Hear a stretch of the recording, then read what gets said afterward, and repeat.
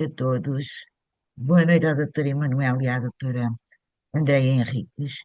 Muito obrigado pela vossa presença e por estarem aqui para se juntarem a nós neste último webinar do ano 2025 sobre a gestão do acesso vascular para a hemodiálise. Podemos dar início ao webinar. Doutora Andreia, faz favor, Então, boa disponha. noite. Vou só compartilhar a tela. Ok,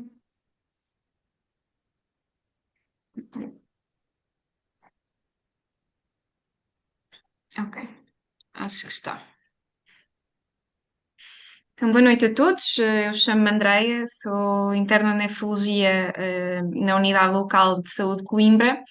E hoje o objetivo desta apresentação é vir explorar aqui algumas das questões associadas ao acesso vascular necessário para a hemodiálise, algo que nós, se calhar, na consulta da nefrologia vamos falando, mas muitas das vezes, infelizmente, na consulta não dispomos do tempo necessário para explicar todas as questões e todas as dúvidas associadas ao mesmo, e hoje eu espero colmatar algumas dessas dúvidas com esta apresentação. Efetivamente, quando começamos a falar da questão de ser necessário iniciar a hemodiálise, dizemos que é necessário um acesso vascular. Mas porquê é que nós precisamos de um acesso vascular para fazer a diálise? Ora, a verdade é que nós realizamos a diálise como uma forma de substituir os rins, quando os nossos rins, que são na verdade uma espécie de filtros do nosso corpo, que nos permitem limpar o sangue de uma forma simplista, quando estes deixam de funcionar, temos então de ter uma maneira de o substituir. Temos outra forma de limpar o sangue. Ora, se eu quero limpar o sangue, então eu preciso arranjar uma maneira de fornecer a esta máquina que me vai limpar o sangue uma grande quantidade de sangue e de uma forma rápida, para o sangue poder ir mais vezes a esta máquina, poder filtrar mais vezes e, portanto, podermos limpar melhor, dito então de uma forma simples. O acesso vascular é então aquilo que me vai permitir fornecer um grande volume de sangue a uma grande velocidade à máquina de diálise. E que tipos de acessos vasculares é que eu posso ter? Posso ter uma fístula, uma prótese ou um catéter venoso central. E eu vou tentar explicar cada um deles. Ora, a fístula é uma união entre uma artéria e uma veia. Enquanto uma artéria é um vaso mais profundo e que é responsável por transportar o sangue que vai do coração para todo o corpo e, portanto, transporta uma grande quantidade, um grande volume de sangue a uma rápida velocidade, mas de forma mais profunda e com um diâmetro um pouco mais pequeno e, portanto, é difícil de picar, temos depois as veias, que são então mais superficiais, têm um diâmetro um pouco maior, ao serem um pouco maiores e mais superficiais, são mais fáceis de picar, são responsáveis por transportar o sangue de todo o corpo até ao nosso coração, mas a verdade é que aqui o débito de sangue, o fluxo de sangue é menor. Portanto, embora mais fáceis de funcionar, não nos permitem fornecer o volume de sangue suficiente para poder oferecer uma boa diálise. Então, o que é que se pensou? Se eu unir a artéria a uma veia, em que eu vou ter um grande débito da artéria a passar pela veia, isto vai-me permitir criar aqui aquilo que eu preciso. Ou seja, vou fornecer a uma veia mais fácil de funcionar um grande volume e uma grande velocidade de sangue, que depois, com o tempo, vai permitir também fazer uma pequena alteração das paredes do vaso, tornando maior e um bocadinho mais resistente, e constrói então esta nossa fístula que vai ser puncionada e vai permitir levar o nosso sangue à máquina da diálise. Como é que nós construímos esta fístula? Construímos através de uma cirurgia que nós chamamos de ambulatória, ou seja, nós vamos num dia ao hospital, com uma anestesia local, construímos a fístula e no próprio dia voltamos para casa, não ficamos internados. E existem diferentes tipos de fístulas. Existem fístulas da parte de baixo do braço e fístulas da parte de cima do braço. As fístulas da parte de cima do braço podem ser mais externas ou mais internas. Quando programamos uma fístula mais interna, esta, ao contrário das outras duas, em que apenas preciso de uma cirurgia, Quando nós propomos uma fístula mais interna, em que temos uma veia mais por dentro e mais profunda, vamos precisar de duas cirurgias. Uma primeira cirurgia para unir a artéria à veia e uma segunda para conseguir pôr esta veia de forma mais externa e mais superficial para depois ser mais fácil de picar. Agora, sou eu que escolho qual é que é a fístula que eu quero? Bem, não é bem assim. A verdade é que nós temos de perceber qual é que é a fístula, a melhor fístula para cada pessoa. E isso depende das características dos vasos de cada um. Para nós sabermos qual é que é a fístula mais adequada para cada um, aquilo que é feito é uma consulta antes de construir a fístula, que nós chamamos uma consulta de mapeamento vascular. Nessa consulta, vamos avaliar o braço de cada pessoa, fazemos um exame, uma ecografia, e essa ecografia vai nos dizer as características das veias e das artérias do vaso. E consoante isso, então nós vamos dizer qual é que será o vaso com maior probabilidade de construir uma fístula adequada para cada doente. Agora, se nós ao analisarmos o vaso percebermos que todos os vasos são bons, então com maior probabilidade, vamos propor uma fístula da parte do baixo do braço, porque geralmente estas fístulas são fístulas que têm maior durabilidade, geram menores complicações, complicações que eu também vou falar mais à frente, como as estenoses ou as tromboses, e também geram menor risco de haver aqui depois problemas de perfusão das extremidades das nossas mãos. Agora, por outro lado, eu também posso ter todos os vasos menos bons. Quando eu realmente tenho vasos mais frágeis que não me vão permitir construir uma boa fístula, aquilo que nós podemos propor é uma prótese arteriovenosa. Ora, o que é isto? Basicamente, nós vamos ter um tubo de um material externo biocompatível que nós vamos colocar debaixo da pele através de uma cirurgia em que uma das pontas se liga a uma artéria, a outra ponta se liga a uma veia e depois aquilo que acontece é que é este material externo que vai funcionar como a zona de punção e que nós vamos picar para depois fazermos então a diálise. Geralmente estas fístulas acabam por ser construídas na parte de cima do braço, sendo que podem ter diversos tipos de configuração, tal como mostramos aqui nestas imagens. Agora, o terceiro tipo de acesso vascular é o catéter venoso central. O catéter venoso central é, no fundo, um tubo que tem depois duas vias, uma via que permite a saída de sangue e uma outra via que permite a entrada do sangue. E porquê é que eu posso ter de escolher, de ter de colocar um catéter venoso central? Basicamente porque, enquanto que a fístula ou a prótese implica que o doente vá a implica um planeamento, implica que o doente vá a uma consulta, se escolha realmente qual é que é a melhor fístula, uma cirurgia, portanto, uma programação da cirurgia, e depois tempo para a fístula nós devemos maturar, ou seja, amadurecer, porque quando nós unimos a artéria à veia, vai implicar algum tempo até que a veia se adapte a este novo fluxo e que realmente possa aumentar de diâmetro e possa ficar com as paredes de forma adequada a ser puncionada. Quando nós temos uma situação em que a função do rim se agravou muito rapidamente e temos que começar diálise de forma rápida, não temos todo este tempo.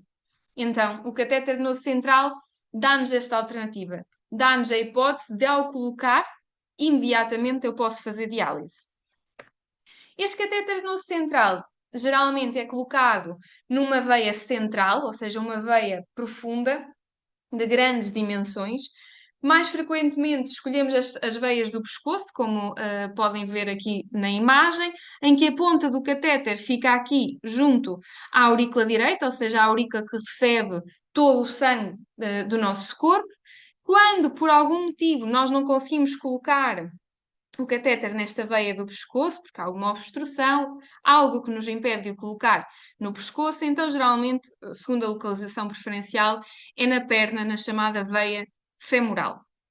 E depois, este catéter é então colocado através de um procedimento, geralmente mais ou menos rápido, 20 a 30 minutos, em que a ponta do catéter, como vimos, fica na zona da aurícula, depois ele sai nesta zona aqui do pescoço, mas para que ele não fique numa posição desconfortável para o doente, aquilo que fazemos é construir um túnel debaixo da pele e o catéter fica então logo imediatamente abaixo da pele, naquilo que nós chamamos um túnel, em que depois só esta zona final, em que temos realmente as porções que vão ligar à máquina de diálise é que ficam exteriorizadas e geralmente depois são protegidas por um penso.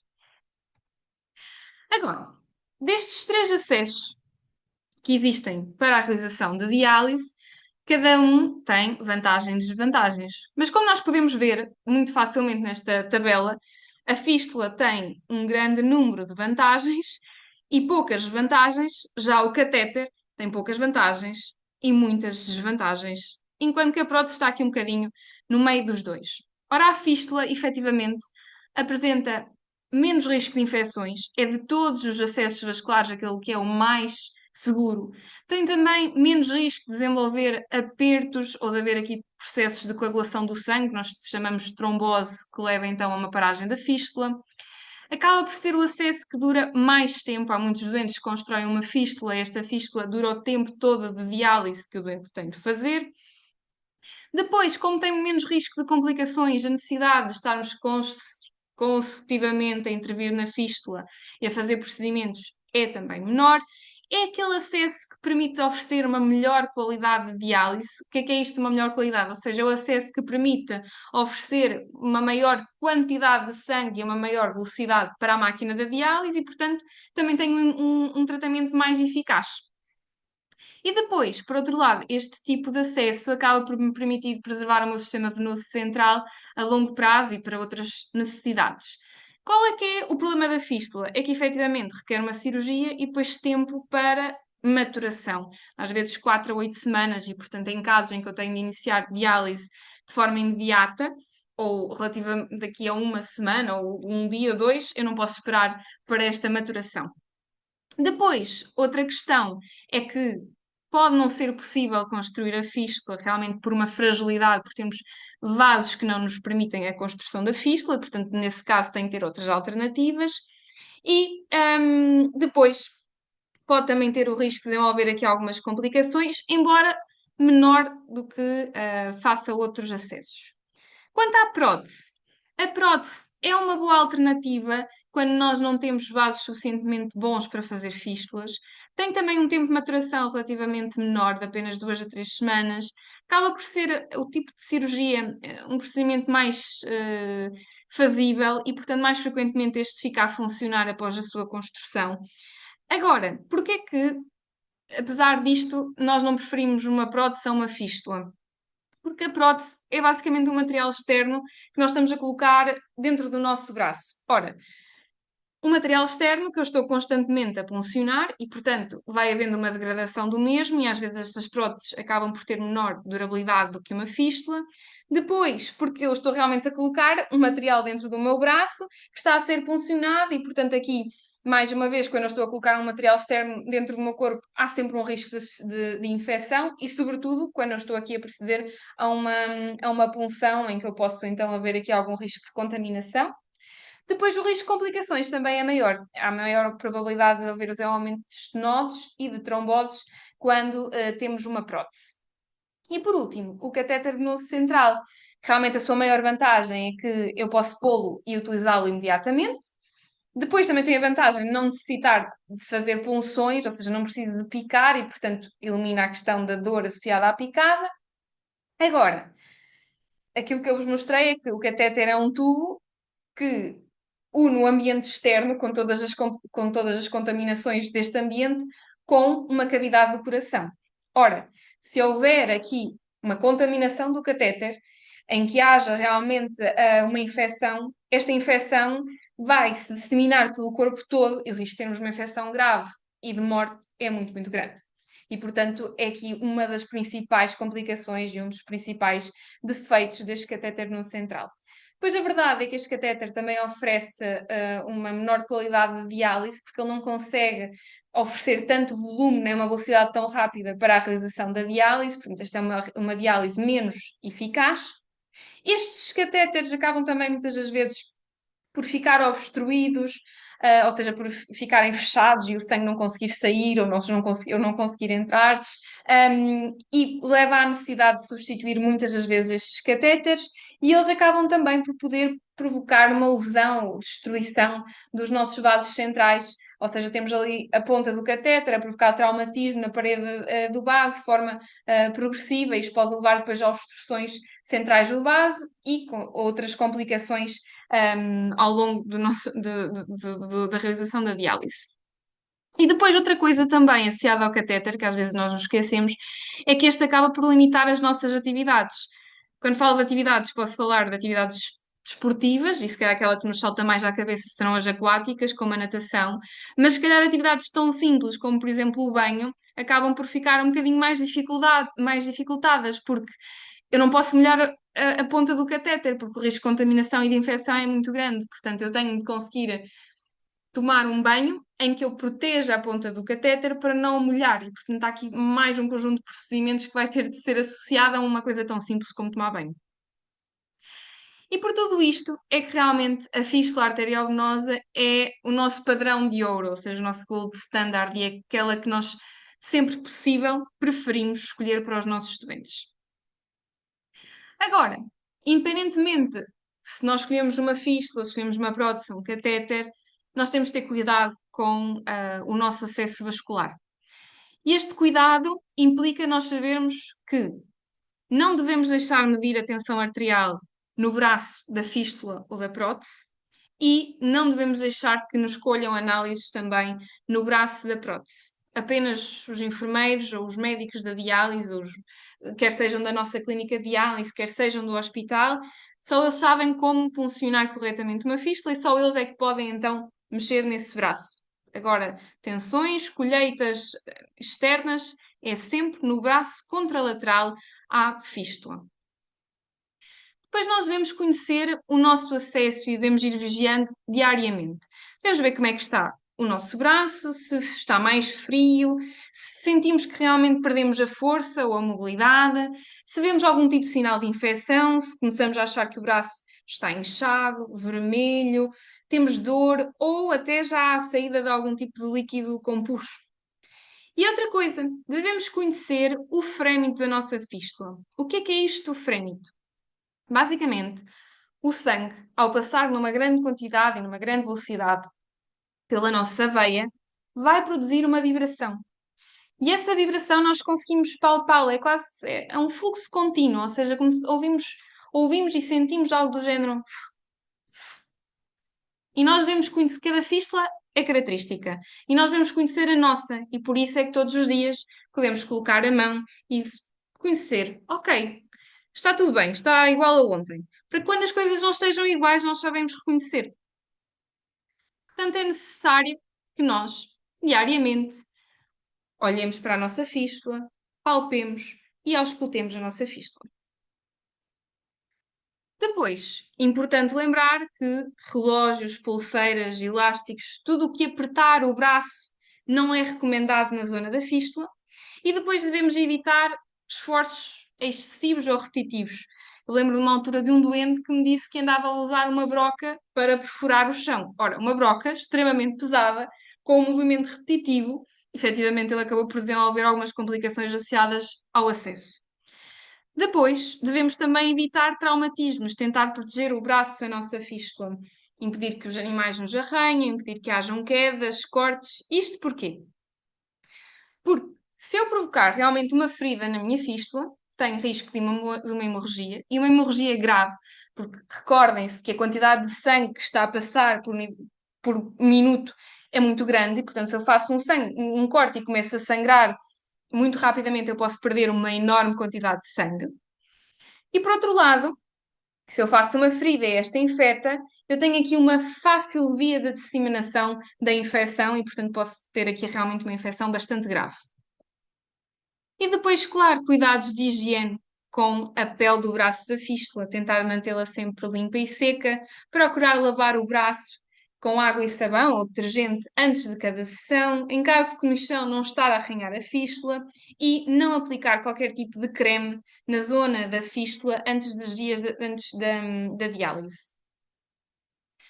E depois, sempre que eu verificar que o meu frémito está diferente,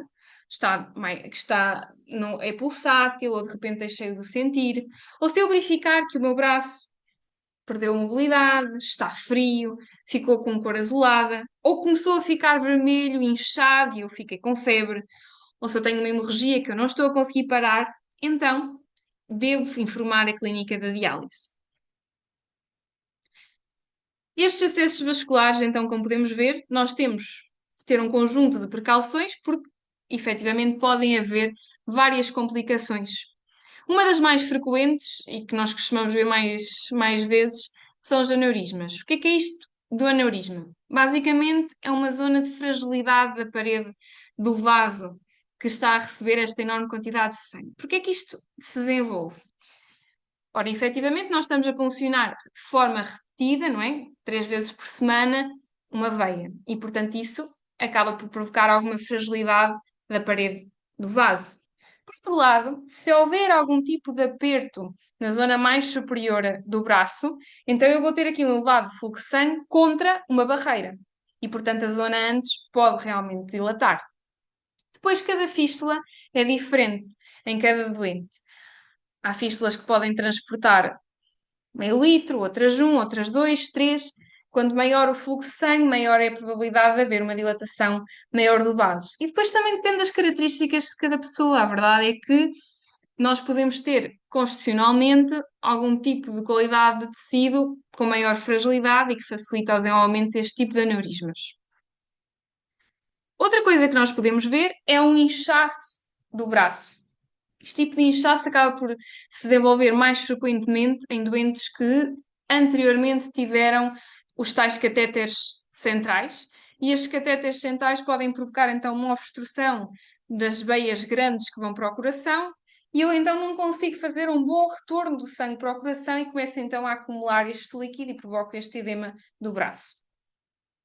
Depois, claro, uma das coisas que também mais nos assusta são as infecções da fístula, mas não só da fístula, também do catéter, em que realmente vemos aqui uma ruborização, ou seja, uma vermelhidão, um inchaço, e às vezes aquilo que também se pode ver é que há uma push que nós, ao fazermos pressão deste túnel do catéter, vemos que há a saída de um conteúdo purulento, um conteúdo amarelado deste túnel do catéter. Outra coisa também que temos de tomar atenção é o desenvolvimento de zonas de necrose. O que é isto? São zonas de pele morta. Isto parece quase como que uma ferida, zonas em que realmente o tecido da pele morreu. E porquê é que isto nos assusta? O risco de ruptura nestas regiões é muito grande e, portanto, nós podemos ter por estas zonas uma hemorragia grave. Depois, outra coisa que pode acontecer quando nós construímos uma fístula, em que efetivamente nós vamos ter a artéria que estava a suplementar a nossa mão, está também agora a suplementar uma veia de grande calibre, e sobretudo em doentes que têm alguns fatores de risco, como é o caso de doentes com elevados hábitos tabágicos ou com uma diabetes mal controlada, que levam depois à calcificação destes vasos mais distais, ou seja, à mesma deposição de cálcio que acaba por obstruir as nossas artérias e por isso acaba por ter uma pior perfusão, ou seja, o sangue não consegue chegar tão bem às nossas extremidades e por causa disso começa a haver uma morte destes tecidos mais distais que se apresenta desta forma, como podemos ver nas imagens. Outro tipo de complicações também frequentes são as estenoses, ou seja, os apertos. Quando há um aperto da fístula, aquilo que nós vamos perceber é que aquele frémito, que era linear e contínuo, deixa de o ser e passa a ser um pulso, quase como se fosse o pulsar do coração. Muitas das vezes, depois desta estenose, faz com que o sangue fique ali estagnado e acaba por coagular e forma uma trombose, ou seja, a fístula para.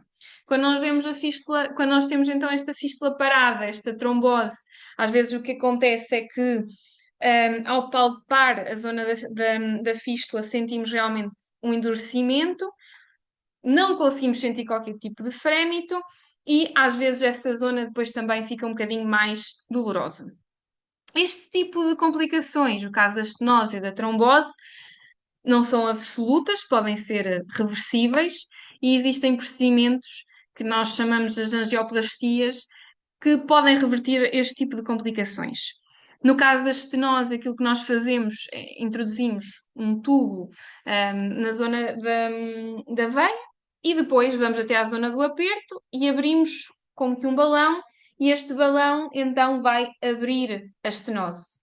Quando nós temos uma estenose cujo este balão não seja suficiente para abrir ou que esteja sempre a repetir na mesma posição, nós podemos colocar um stent, ou seja, é assim uma malha que abre na zona do aperto e permite então que esta zona fique aberta. E depois, no caso da trombose, o que fazemos é um procedimento semelhante, só que introduzimos um tubo e este tubo aspira o coágulo. E ao aspirar o coágulo, então restabelecemos novamente a circulação.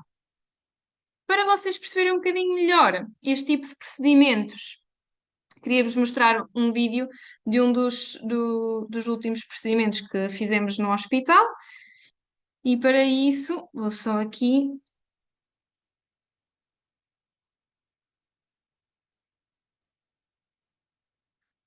Isto então é uma. Vamos mostrar uma fístula que apresenta uma zona de aperto. Temos aqui o fluxo contínuo e depois chega aqui e deixamos de ver o fluxo. Portanto, escuro. Basicamente, o fluxo é mostrado por esta zona mais escura, escura, escura, escura. Chega aqui, deixamos de ver o escuro. É a zona de aperto. E depois,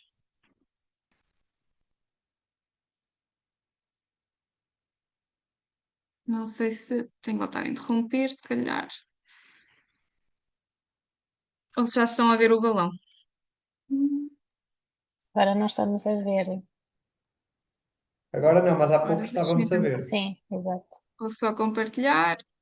Acho que está agora. Depois, nesta zona do aperto, aquilo que nós fazemos é colocar então o tal balão, e o balão vai lá,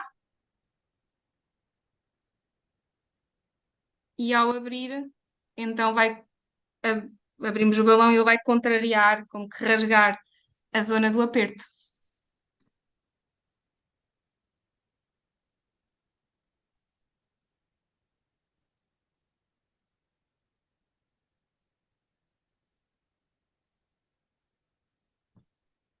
Bem, e era isto que eu hoje tinha para vos dizer. Espero que tenha explicado as coisas de uma forma suficientemente clara, e se houver alguma dúvida, estamos disponíveis.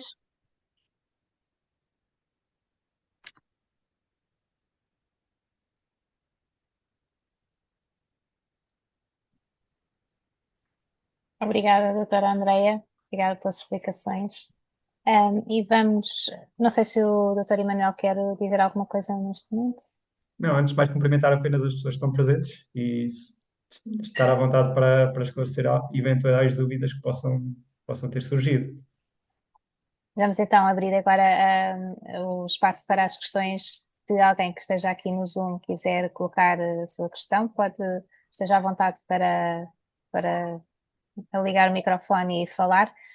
Para quem nos estiver a acompanhar no Facebook, poderá colocar as suas questões nos comentários e nós transmitimos. Se não quiserem falar, também podem colocar aqui no chat do Zoom e nós também iremos ler a questão.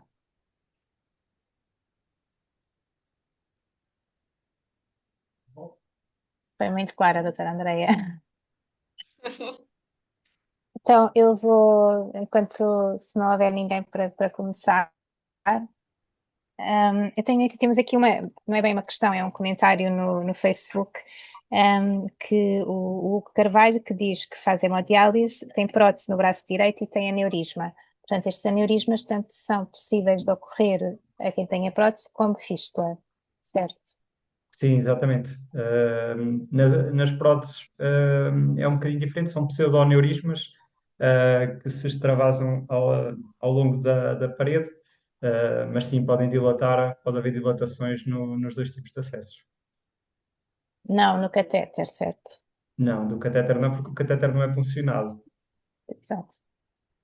Eu queria perguntar também até que ponto, portanto, no início a doutora Andreia disse que não podemos escolher o local da fístula, não é? Se é mais abaixo ou acima no braço, mas é possível, ou até que ponto o doente tem alguma opção de escolha no tipo de acesso, não depois na localização, mas no tipo de acesso? O doente tem toda a hipótese de escolha. Aliás, o doente é que nos vai dizer se aceita ou não as nossas sugestões. Aquilo que nós fazemos é apresentar à pessoa que está connosco as vantagens e as desvantagens dos diferentes tipos de acessos, da fístula, do catéter, da prótese. E aí será, obviamente, depois o doente a dizer-nos, nomeadamente também a lateralidade, se for uma fístula, se prefere no braço direito ou no braço esquerdo, por uma questão de dominância do membro, uh, mas será sempre o doente a escolher. Nós damos estas vantagens e desvantagens, tal como a doutora Andreia apresentou, sendo que nós sabemos que o ideal é sempre uma fístula e o mais distal possível. Mas o ideal, infelizmente, não é o possível para todos. E se tiver de ser uma prótese, será uma prótese. E se tiver de ser um catéter, também será um catéter. Nunca nada estará excluído, mas tudo com vantagens e desvantagens. Quando fala em distal, estamos a falar no extremo do Sim, braço, certo? sim, mais perto da mão. Da mão, exato. E Exatamente. quando fala na lateralidade, portanto, à partida será no braço com que não escrevemos. Nós geralmente fazemos no braço com que não escrevemos, exatamente, para ter o braço geralmente o direito Porque é mais o que disponível. pega Sendo mais em que, pesos e exatamente, mais. mas eu costumo dizer que o facto de a fístula ser no braço direito, se tiver de ser, se for esses os melhores vasos, também não terá uma implicação tão grande no dia a dia da própria pessoa. Temos então aqui o Fernando Carvalho para falar, Fernando. Olá, boa noite a Boa todos. noite. Antes de mais, pronto, quero dizer, eu experimentei na perna, na brilha, experimentei a jugular, é no pescoço, e depois construí a fístula, assim. Eu, neste momento, sou transplantado desde 2018. A minha questão é que, se calhar, não sei se, mas falando de fístulas, não estou preocupado, como é evidente, que eu espero nunca mais fazer diálise, mesmo, é a minha vontade, mas gostaria de colocar uma questão. A minha fístula parou, portanto, eu deixei de fazer hemodiálise, fui transplantado em 20 de maio de 2018 e nesse ano, em dezembro, a minha fístula, um dia estava no São João e tive que ir falar com a nefrologista porque doía-me o pulso.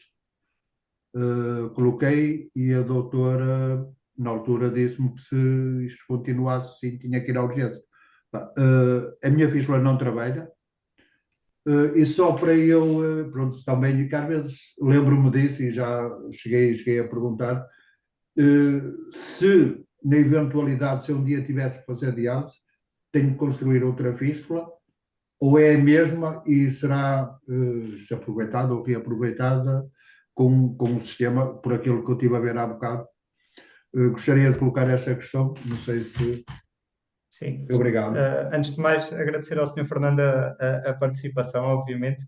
A questão que coloca é uma questão que faz todo o sentido, até porque se já teve vários acessos, será seguramente uma pessoa em que um novo acesso implicará alguns exames para avaliar onde poderá ser feita a nova fístula. Agora, a fístula que deixou de funcionar com tanto tempo de passado já provavelmente não será recuperável, porque já passou de facto muito tempo, o sangue está muito Sim, mas coagulado. é assim, eu fiz de urgência na brilha, portanto na perna.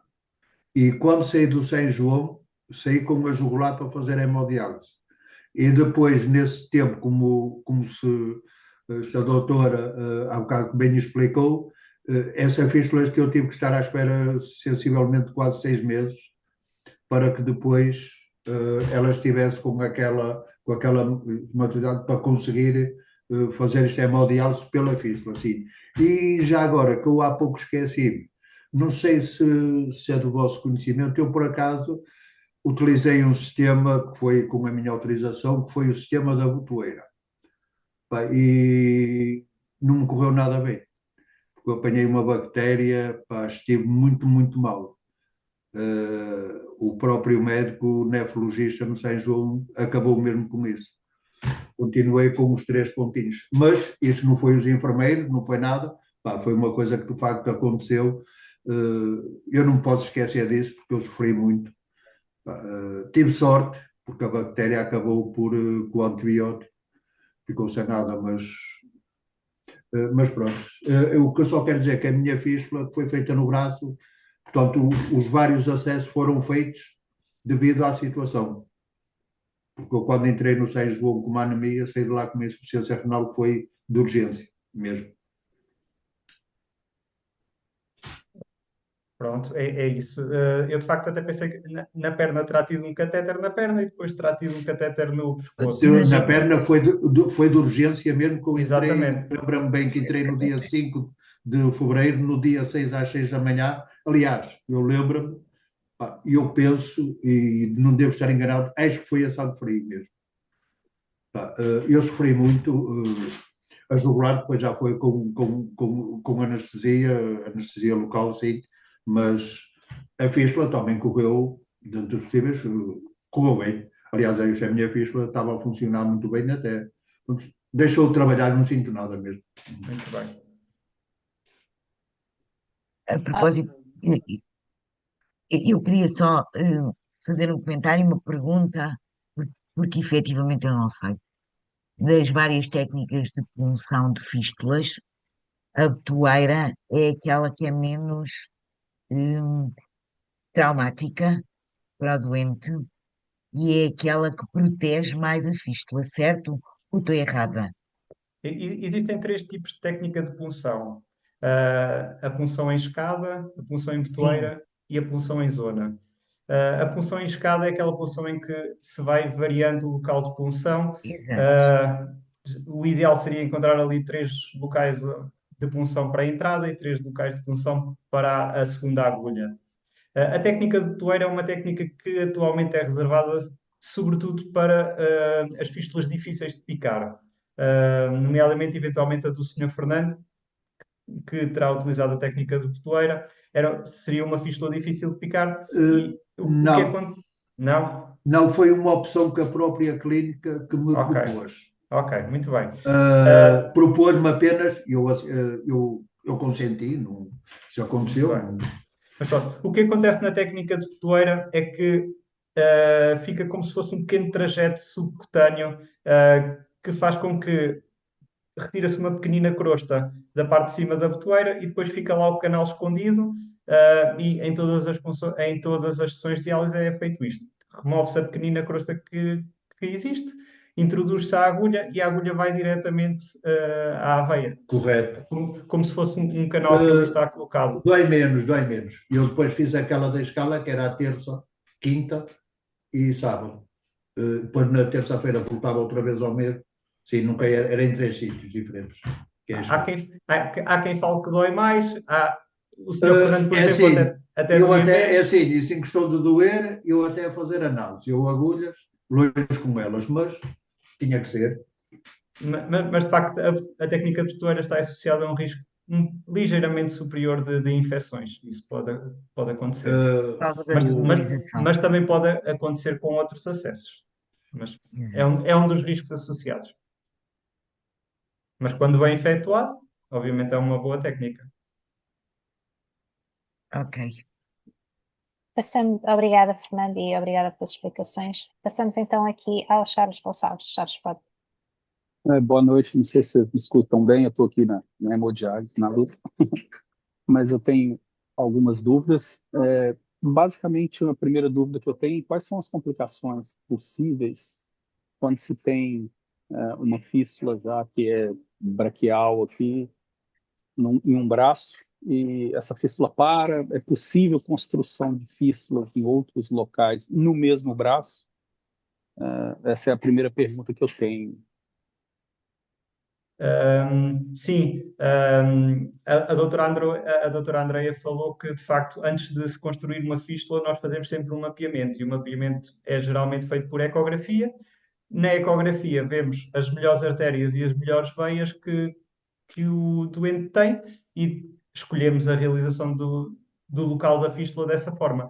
Tendo uma fístula a funcionar num braço, pode também voltar a ter uma nova fístula nesse mesmo braço.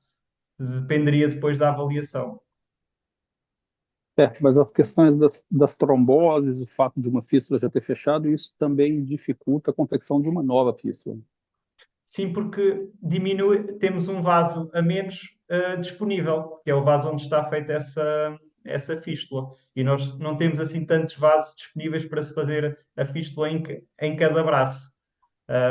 Temos geralmente 3 sítios onde habitualmente fazemos a fístula. Se já perdeu um, em princípio terá pelo menos uns 2 para a Perfeito, fístula.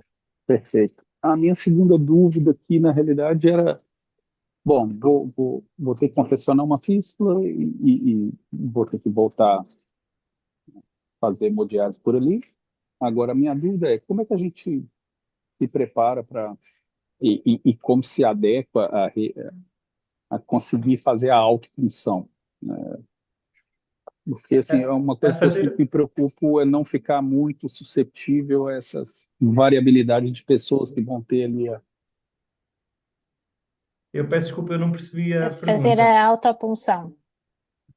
Como é que a pessoa se adapta e se Ah, prepara? Como é que isso é ok. possível? O Charles na sua clínica, é o Charles que faz a sua punção ou é. Não, não, no momento eu estou com catéter, ainda não construí a pista. Ok. Mas na sua clínica há a possibilidade de se fazer autopunção? É? Não sei, mas Ok. isso Porque, essa negativa é possível? nas clínicas onde eu trabalho, eu não estou habituado a trabalhar com autopunção, com autocanulação. Obviamente que existe essa possibilidade de ser o próprio doente a canular-se, a fazer a sua autopunção, mas não é o mais habitual. Costuma ser, de facto, a equipa da Sim, enfermagem a eu fazer a entendo que não canulação. seja o mais habitual. É uma questão mais acho que princípio mesmo, de tipo, queria tentar me preservar o máximo possível dessas variabilidades de possíveis acidentes, que no fundo você acaba sendo suscetível durante anos de Certo. hemodiálise. Mas sendo profissionais experientes, até será o mais seguro e geralmente é o mais recomendado é ser, de facto, pela equipa de enfermagem, que geralmente são equipas experientes e habituadas a essas canulações. Pronto, era só essas dúvidas mesmo. Obrigado. Obrigada, Charles. Não sei se mais alguém aqui no Zoom querá intervir. Se não, já temos aqui alguns comentários no Facebook. Eu vou colocar pela ordem que me aparecem, penso que não será a ordem que foram colocadas, mas chegaremos a todas as questões. Então, aqui uma pergunta da Célia Ramos diz: eu agora sou transplantada, mas a minha prótese parou, tenho que me preocupar? Não. Se a prótese parou, deixou de funcionar, provavelmente quando iniciar a diálise, se tiver de iniciar a diálise, não é quando iniciar, é se tiver de iniciar a diálise novamente, terá de construir um novo acesso, mas esse acesso que deixou de funcionar, em princípio, não dará complicações. É uma situação semelhante à do Fernando há pouco, portanto, Exatamente. neste momento não precisa, está tudo bem, depois se um Exatamente. dia se Às voltar vezes, a precisar. por vezes, isso acontece nos doentes transplantados a quem a fístula trombosa. Às vezes, no momento de trombose, sim, pode haver ali sinais inflamatórios, dor, pode necessitar de anti-inflamatório. Aí deve recorrer ao serviço de urgência, porque essa inflamação da trombose da veia ou da prótese pode acontecer e dar esses sinais. Mas de resto, se já aconteceu há algum tempo, não tem nada com que se preocupar e, em princípio, não dará problemas. Aproveito para perguntar: os transplantados não têm nenhum seguimento do seu acesso vascular, durante o transplante, portanto. Regra geral, não. Não fazemos um follow-up a não ser que já haja algum grau de disfunção do enxerto, ou seja, que já possa haver uma possibilidade de ter de retomar a diálise e aí retomamos a avaliação do acesso. Certo. Depois temos aqui a questão da Cláudia Sofia Ferreira. Queria perguntar se é normal sentir os dedos frios e dormentes no braço onde foi colocada a fístula. Ahm, sim, pode acontecer no braço da fístula haver alguma dormência, a mão um bocadinho mais fria. Isso acontece porque, tal como a doutora Andreia explicou, algum do sangue que deveria ir para a mão vai diretamente para a fístula, o que significa que vai chegar um bocadinho menos de sangue para a mão. Isso pode dar alguns sintomas que, se forem ligeiros, não são preocupantes, vão-se resolvendo, por exemplo, colocando uma luva para manter a mão mais quente, nomeadamente durante a diálise. Em situações mais graves, como foram as imagens que a doutora Andreia mostrou, se de facto chegar muito pouco sangue à mão, aí poderá dar complicações mais graves e ter de fazer outras intervenções. Mas é normal haver alguma a mão um pouquinho mais fria, pode haver uma ou outra, um bocadinho mais de formigueiro na mão, mas sintomas ligeiros. Muito bem. Depois temos aqui umas questões que não estão diretamente relacionadas com o tema. Eu vou lê-las, mas eu penso que se calhar não Se eu vamos. souber responder. Ok. Então, ele, Ali Antunes, pergunta, diz que é transplantado há 4 anos e pergunta se deve levar a vacina da pneumonia. Há 4 anos, sim, deve fazer a vacina da pneumonia. Já saindo aqui do tema, não é? Sim. Depois a Carolina Mota diz que faz diálise peritoneal há 1 ano e já por 2 vezes o catéter aparece com sangue. A enfermeira diz que é normal, mas a Carolina está preocupada. Sim, a enfermeira diz que essa já não é bem a minha área, diálise peritoneal, não é normal aparecer sangue, mas pode haver um bocadinho de traumatismo que de facto pode fazer com que apareça ali um bocadinho de sangue temporariamente. Sim, também se Mas calhar tem que ser aí, observado, não é? sim, Não aí é será melhor falar com a só equipa que a segue. certo.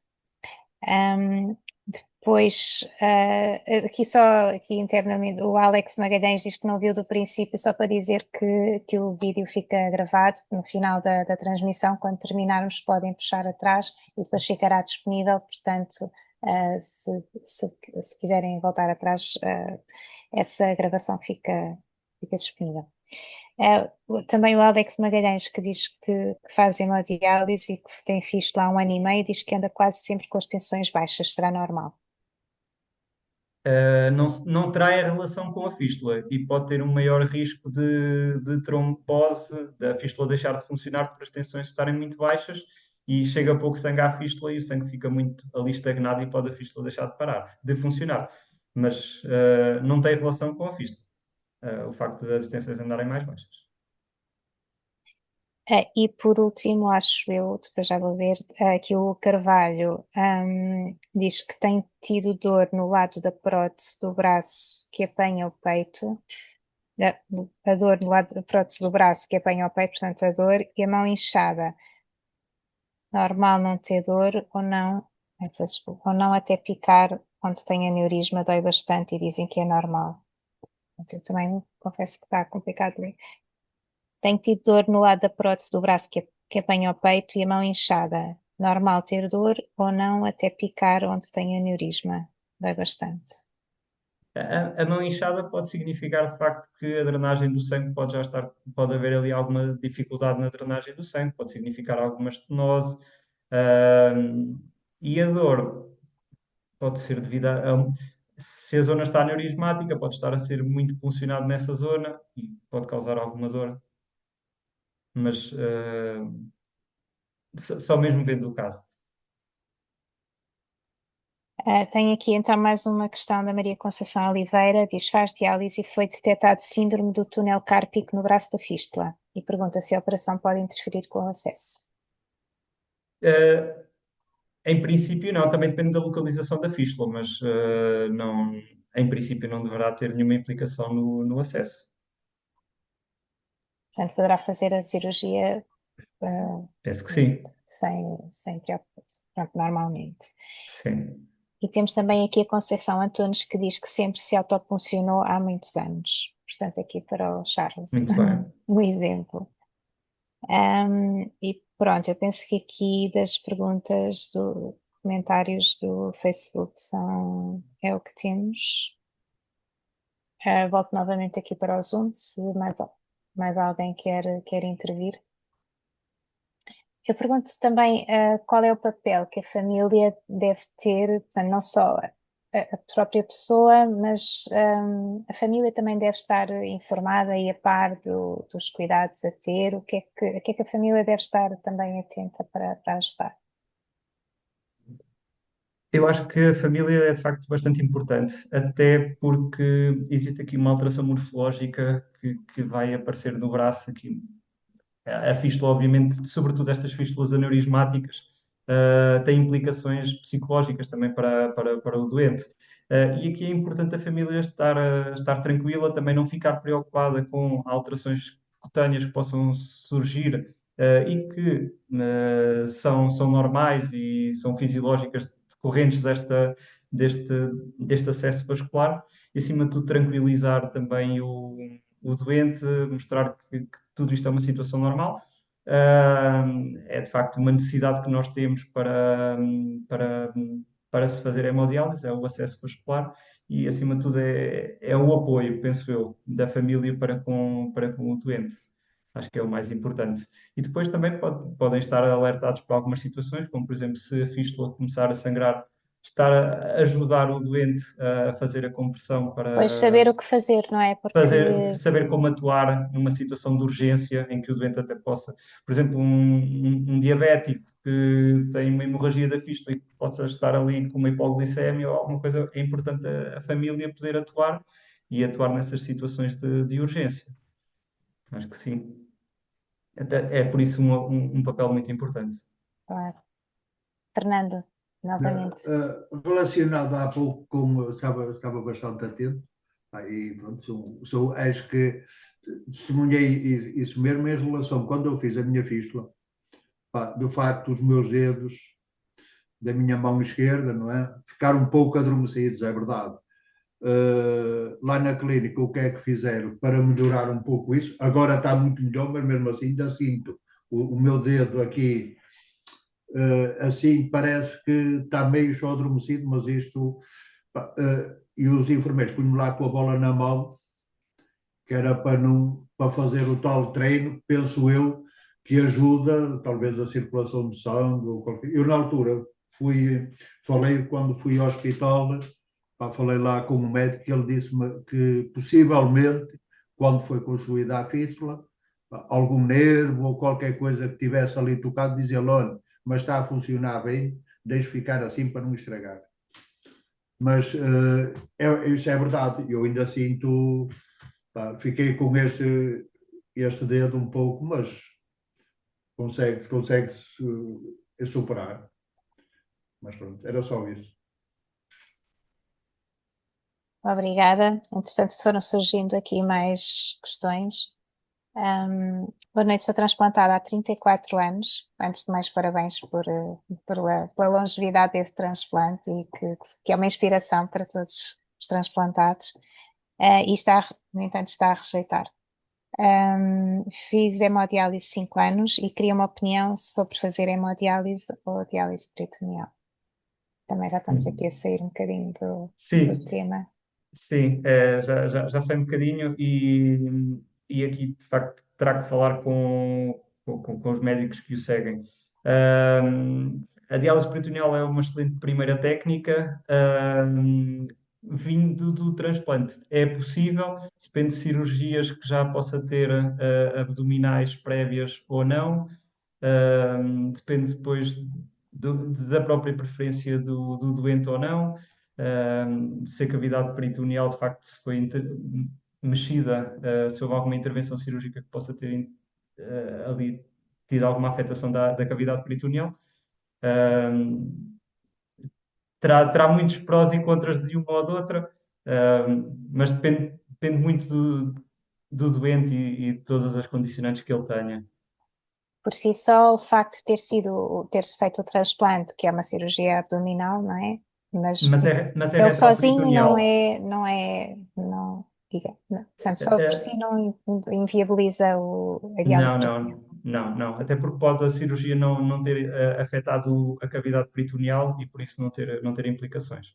E também já foi há 34 anos, não é? Portanto, Sim. já teve tempo de sarar. Mas sim, tem muito a ver também com a sua preferência pessoal e já experimentou a hemodiálise, não é? Diz aqui que já fez durante 5 anos, portanto já sabe como é. Um, é mesmo. Aqui há a diálise peritoneal, é no fundo a pessoa responsabilizar-se muito pelo seu próprio tratamento e trazer o tratamento para casa. E ser capaz de a fazer. Sim. E a hemodiálise é entregar-se ao cuidado dos profissionais de saúde, que também tratam muito bem, mas portanto aqui há, acho que muito esta questão de trazer o tratamento para casa ou deixar o tratamento no hospital ou na clínica. Há pessoas que se dão melhor com uma abordagem em face da outra. Mas se Sim, eu puder dar mas um assim, testemunho, se eu puder dar um testemunho, eu acho que são tratamentos diferentes. Eu acho que não deveriam. Isso precisa ser avaliado. Eu fiz transplante, fiquei 19 anos transplantado, e depois, quando eu voltei para diálise peritoneal. Tinha feito diálise peritoneal antes, depois voltei para diálise peritoneal, e hoje estou sendo migrado para hemodiálise. Eu acho que tem que ser de caso a caso, mas não existe nenhum tratamento que é definitivamente melhor que o outro. Isso vai ser uma visão muito pessoal, e a troca de terapêutica às vezes é bom para você descansar de uma rotina. Por exemplo, eu tive que migrar agora para hemodiálise, mas eu já estava cansado de diálise peritoneal. Então, assim, e é bom ter alternativas. Acho que é importante pensar e conversar direito com as pessoas. Obrigada. E temos aqui uma pergunta de outra pessoa, mas também acaba por ser semelhante, mas também não vamos explorar. O Nuno Martins pergunta se existem mais problemas com a hemodiálise ou com a diálise peritoneal. É isso. Acho que o Charles deu uma resposta excelente. Vai depender de caso a caso, com vantagens e desvantagens, e que o melhor é mesmo falar com a equipa que o segue E o, e perceber, porque é complexo, é um tema complexo. e o que é a vantagem para uma pessoa poderá não ser para outra e Exatamente, vice-versa. exatamente. E basta que já haja uma cirurgia abdominal grande que depois inviabiliza a diálise peritoneal. Depende muito de caso a caso. Muito bem. E temos aqui outra questão. João Janica pergunta: apareceu uma ferida no dedo grosso do braço da fístula. Terá alguma coisa a ver? Pode ter a ver, pode não ter a ver, depende de facto do que for. Acima de tudo, aquilo que nós sabemos é que feridas no braço da fístula podem demorar mais a parar de sangrar, a curar, porque de facto chega lá um bocadinho menos de sangue. São feridas do lado da fístula que devem ser muito bem vigiadas, devem formar a equipa de hemodiálise que o segue.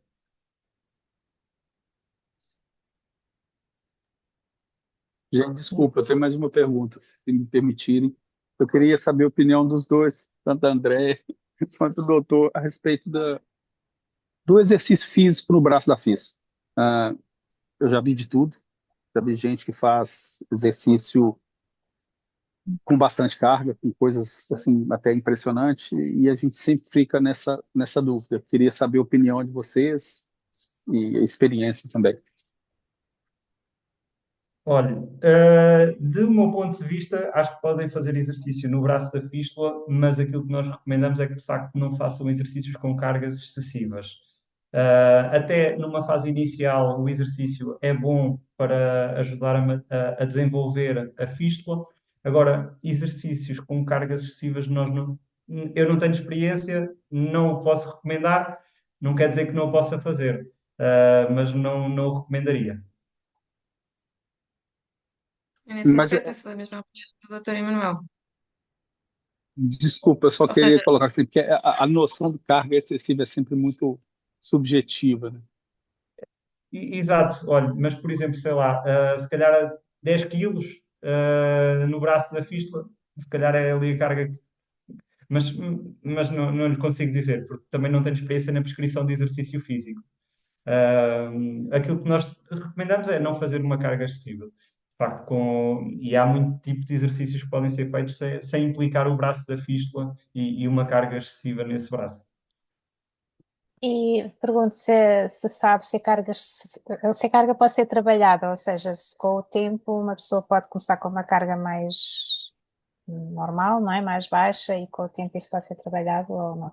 Não lhe sei dizer porque não tenho experiência, Certo. mas não podemos, não estou habituado a recomendar a prática de exercício com carga excessiva nesse braço. Até porque era o que eu estava a dizer, há muito tipo de exercícios que podem ser feitos, não é necessário no braço da fístula fazer exercícios de carga mais elevada.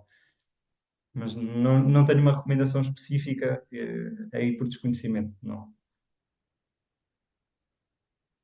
Certo. Eu queria também perguntar que Marta, deixe-me inovações. Marta, deixe-me só pontuar aqui o que o doutor Emanuel disse, que acho que é importante para as pessoas. Exercício físico é bom para a fístula, sim, mas sem carga. Eu acho que isto é que é importante que fique claro, certo? Mexerem as mãos e mexerem o braço é bom, mas não com carga. É isso, doutor Emanuel. Eu acho que sim. Existe uma panóplia tão grande de exercícios que Exato, podem ser praticados, que não implica, de facto, a carga externa no braço da fístula. exato. É E uma o, recomendação. e o exercício físico até ajuda a evitar aqueles problemas de má circulação e de e ajuda a maturar a fístula, certo? Portanto, Exatamente. o exercício físico, mexer as mãos, eh, E mais exercícios, todos os correr, exercícios que fazer possam fazer. bicicleta, fazer Agora, algum trabalho de reforço muscular. Podemos até reforçar mais a parte dos membros inferiores, fazer nos membros superiores, mas com uma carga mais leve. não Tudo fazer é, carga contra o braço, exato. existe uma grande variedade de exercícios que podem ser praticados e que não teremos de focar só na carga externa, no membro da fístula. Ok, obrigado. Sim, portanto, a recomendação é que exercício físico sim, mas há várias opções que Exercício físico, sim, sem não, dúvida, para todos. exato, mas há várias opções que não implicam então Uma, exagerar aqui a no carga esforço. excessiva no braço da fístula, sim. Exato. Eu tenho uma última questão que tem a ver com as novas tecnologias que são utilizadas para monitorizar e para acompanhar o funcionamento dos acessos vasculares. Se nos podem falar um bocadinho que inovações é que já existem ou que estarão em vias de ser aplicadas aqui no nosso país, não é? Se existem inteligência artificial e outro tipo de ferramentas que hoje em dia são comuns que possam ser úteis aqui na gestão dos acessos Sim. vasculares. Atualmente nas clínicas a monitorização das fístulas, para além de se basear no exame objetivo, baseia-se também muito na vigilância, da quantidade de sangue que está a passar na própria fístula, aquilo que nós chamamos o débito da fístula. E de facto, estão a ser construídos algoritmos, e as clínicas têm algoritmos de inteligência artificial que nos permitem ajudar nesta vigilância do acesso vascular, que nos indicam os acessos que têm menor risco de trombose, acessos com maior risco de trombose, que vai buscar muitos dados que são inseridos durante os tratamentos e durante as análises que são feitas regularmente e que vão aqui ajudar, de facto, a monitorizar o acesso vascular. E a inteligência artificial entra aí, sobretudo, nesse contexto. Depois, coisas mais futuristas, se calhar poderão surgir aplicações de telemóvel que possam ajudar a medir também o débito da fístula. Já ouvi falar, mas ainda nada em concreto. E para o futuro, a hemodiálise passa sempre por um acesso vascular, seja ele O ideal do futuro era rins artificiais e exato. aumentar a possibilidade de transplante de órgãos, eventualmente com xenotransplante, com outras hipóteses. Da parte enquanto for a hemodiálise, acho que o futuro terá de ser mesmo O acesso com vascular. acesso vascular.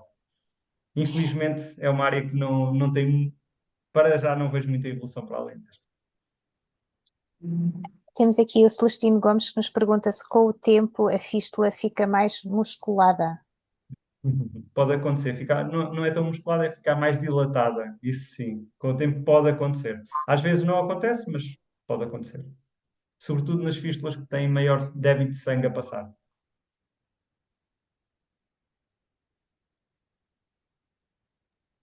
Obrigada. Ahm, Penso que aqui no Facebook já chegámos ao fim. Vou abrir novamente aqui para as pessoas que nos acompanham no Zoom, se têm alguma questão para nos colocar.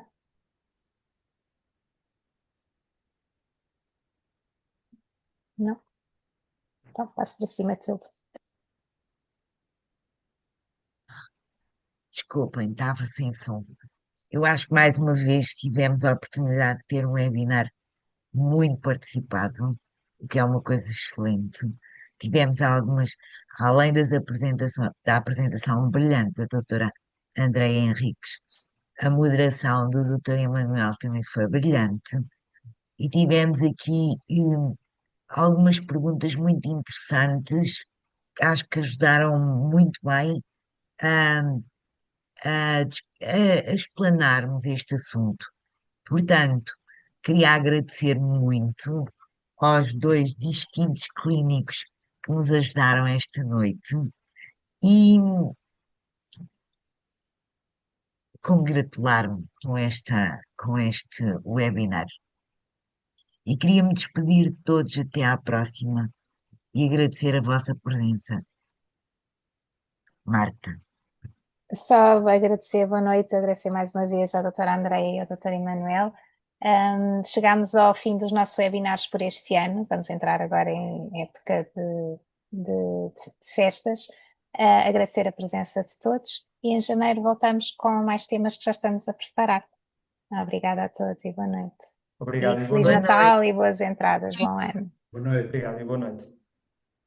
Boa noite.